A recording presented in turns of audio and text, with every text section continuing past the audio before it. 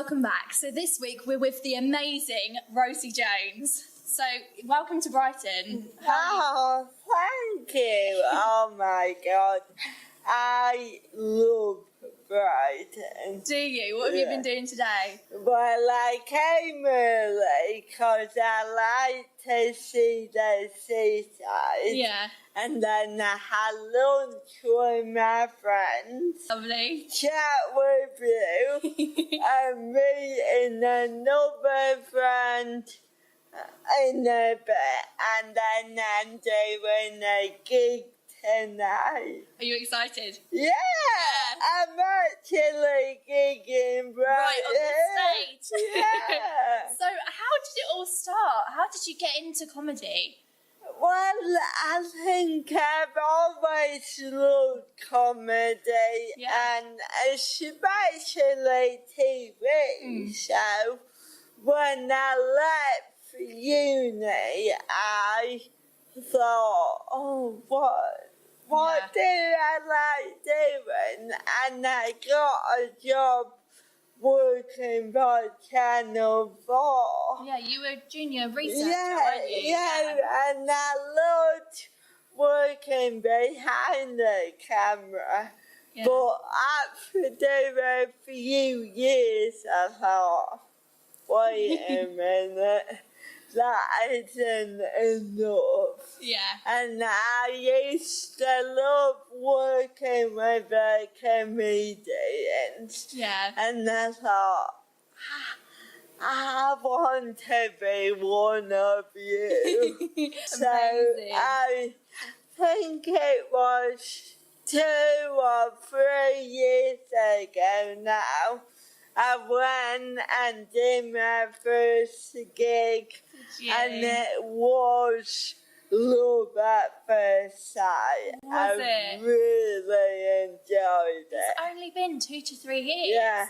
Yeah, it was 2016. Yeah. About September, so 2.5 years. So you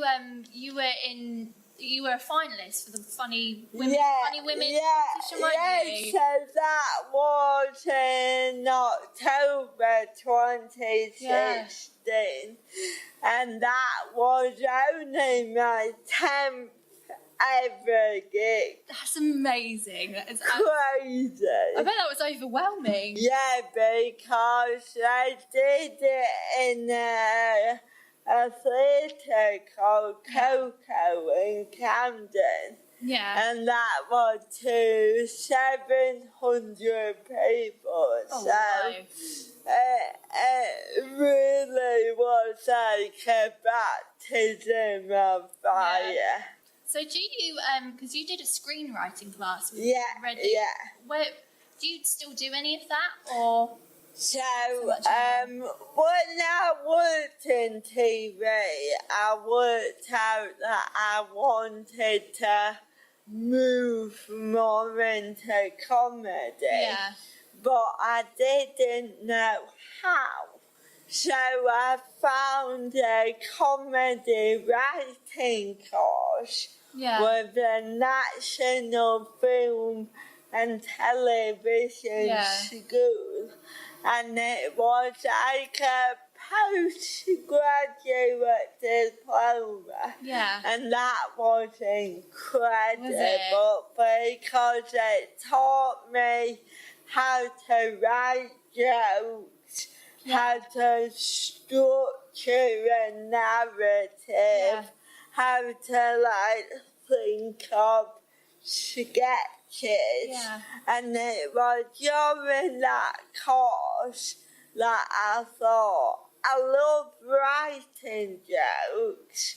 Maybe I could perform those jokes. Amazing. As well. So if you you'd recommend a course like that for people that want to become comedians? Oh, completely, because I would say that I am more of a writer who performs, and I feel like a good comedian. He's also a good writer because anyone, if you got funny bones, you can pretty much sell anything. But also, if you want to be in this industry for the long game, you need to have those proper, well-written jokes. Yeah, that's probably one of the main reasons why your career's escalated so quickly, hasn't it? It's amazing. It's like we interviewed Maisie. How quickly people are moving is just wonderful, and it's really inspiring for our viewers as well.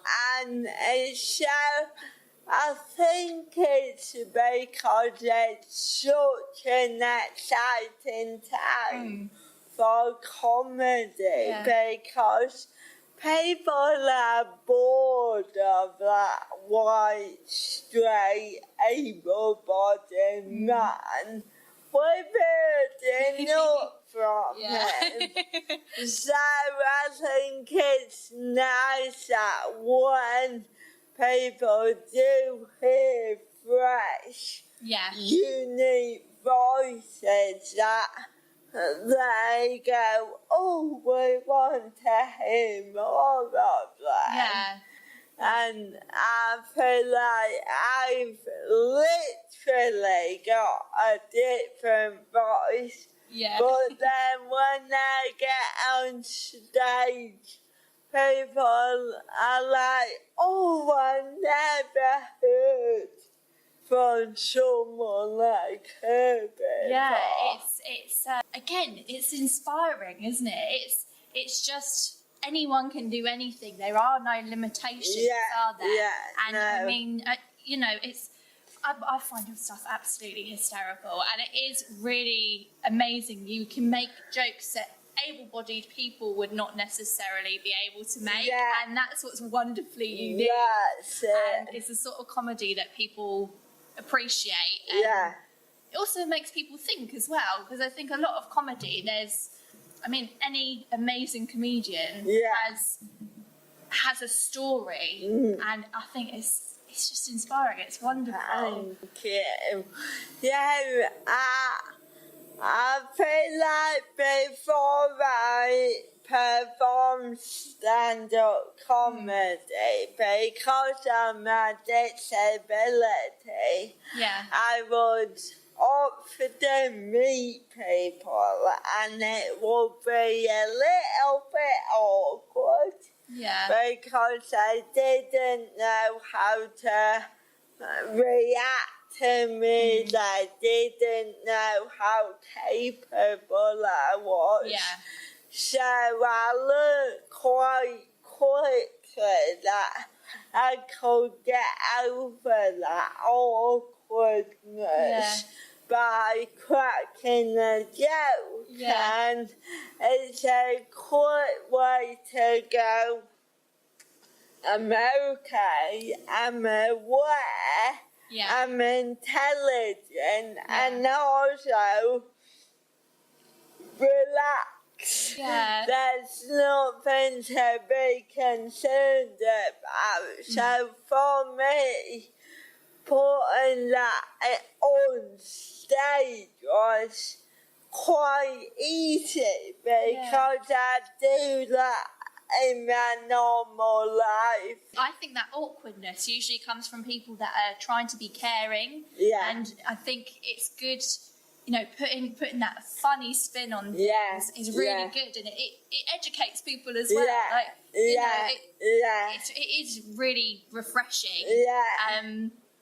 I think people just see your shows and the stuff you do. It's hysterical, but it's really informing as well. Like, you don't need to treat people differently. And I really just hope that people can watch me and then leave and meet disabled people in their own life, and therefore not feel awkward because they're like, oh, she's like Rosie. Yeah, I love that. That's really, that's lovely. That is lovely, and it will have an effect on people and how they behave in general, I think. Yeah.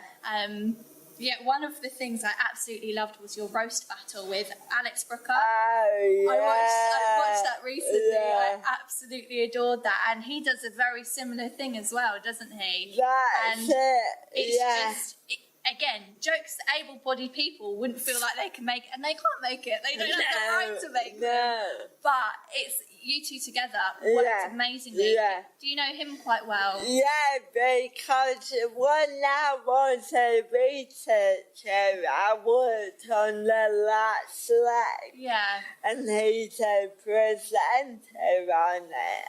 And even when I worked behind the camera, because we're both disabled, we can go places that other people cannot go. And it's such good fun because we don't mean it, and we're both so comfortable with our disabilities that we can make fun of it, and it's really great fun. It is amazing. It is brilliant. So you're gigging currently. You're gigging tonight, aren't you? What have you got coming up? So on Saturday, so in 5 days, I'm flying to Melbourne for 5 weeks to perform at the Komedia festival there. Oh, so that'll be great fun. I can't wait. Wonderful. And then I come back in April, May time, and then I'll be on the final push to get my show ready for Edinburgh, and then taking my second hour, tricky second album. And I'm really excited about that because I did my first show last year, and that really felt like an introduction to me and who I am and what I want to say in the world. So I feel like with my second hour, the pressure is slightly off. More people know who I am, so I can get up there and go, I'm Rosie, you know what the deal is. Get on board, let's crack on. Yeah, that's amazing. Are you quite nervous for your second hour on it? No, I'm more excited to build on what I started last year. And it's a lot of work. And now it's a long time to fill with jokes. But I prefer it to doing club gigs. Because then now it allows you to joke around, but also gives you an opportunity to delve deeper and go into a story that you can't necessarily do in a 10 or 20 minute club set. Well, we're going to be supporting you wherever we can. Like I said, I absolutely love your stuff. I was rewatching things this morning and I feel like I've had a workout on my stomach. Oh, you're That's when you know it's good. That's when you know it's good. Have you got any recommendations for other comedians or up-and-coming comedians, maybe people who aren't as far along as you? Or... we will be here all day. See if you can think of 5. Right. Because I know it's different. It's really difficult. 5. Well, obviously Maisie. Yeah. She's amazing. Chloe Petts is great. Helen Bauer. Lovely. And then Kerry Godwin, she's a bit bigger, but she's brilliant. And Susie Ruffle, who I'm supporting tonight. So the next thing is what's next for you? But you've already talked about it. Melbourne, Edinburgh, I write a lot and I'm currently writing 3 sitcoms. So just sitcoms? Yeah. Oh, so amazing. Tell us more about that. They're a lot about me. Oh, I like writing about me, so they're just currently in the writing process and hopefully they'll be on TV soon. Oh, I'm going to keep watching. Look, watch out for that. That will be amazing. Yeah. Well, thank you so much for coming and chatting with us. It's been so lovely to meet you. And like I said, you're hysterical. Guys, you've got to watch her videos. Have you got any social media that you'd like us to link to?